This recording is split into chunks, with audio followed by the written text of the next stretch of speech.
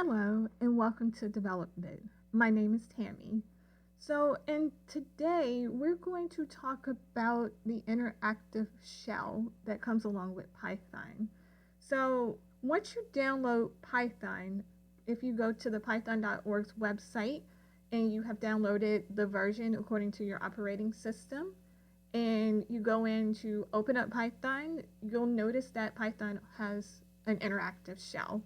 Sometimes you might hear interactive shell, Python shell, which are both similar in sayings. So we're going to look at what it is and how we can actually use the interactive shell in Python. So what is Python interactive shell? Python interactive shell basically allows you to execute certain commands, Python commands, without actually saving it.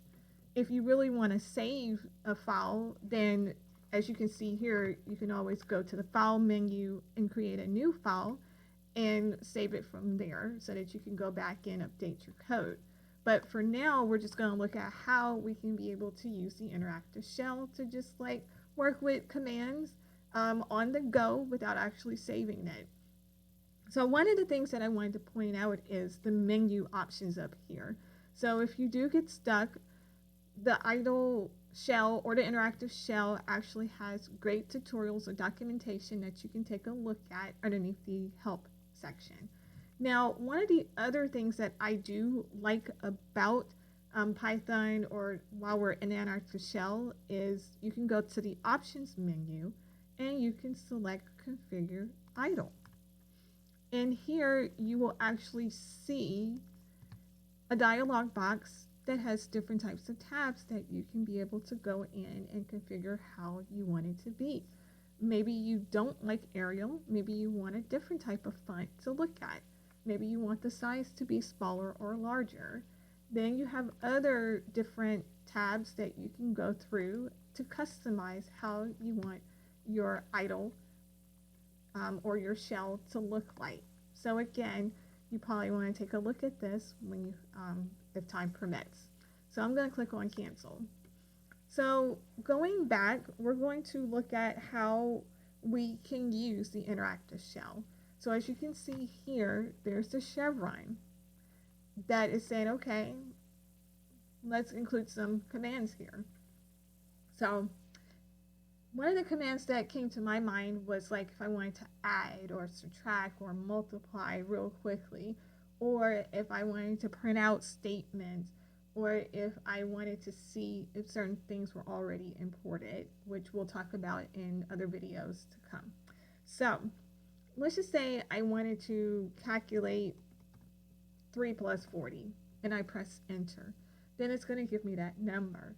What if I wanted to do more than that?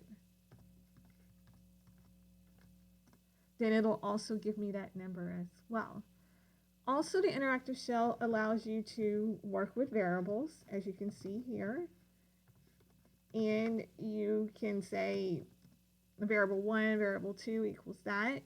Variable 3 equals variable 1 plus variable 2. And then it will give you that number. If you also wanted to print out statements, then you can use the print function to say hello. And then it'll print back on the screen for you, hello.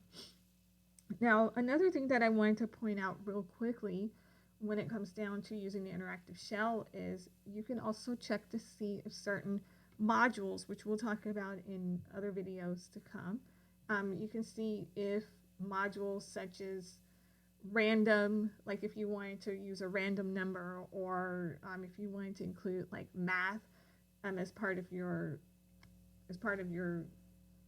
if you wanted to include math, then you can be able to do so. So let's just say I import random. Then it'll show me that random has already been imported for me to use. So I can say I want a random number between 1 and 5, and it'll give me that number. Also, if I have already imported, I don't know, let's just say Pygame. then it will give me an error message saying that I have not imported that module to use for Python down the road.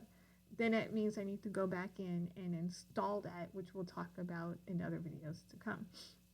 But you'll also notice too that I may have imported system, I've imported matplotlib, which again comes along with Python with data analytics or data analysis, where you can be able to, use as part of data analytics. So as you can see, these were already imported. The sys, the system, the matplotlib, the random was already imported.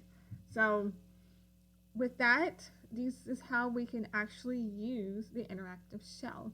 So again, this is Tammy. Thank you so much for taking the time out to watch my video, and I hope to hear from you soon. Take care.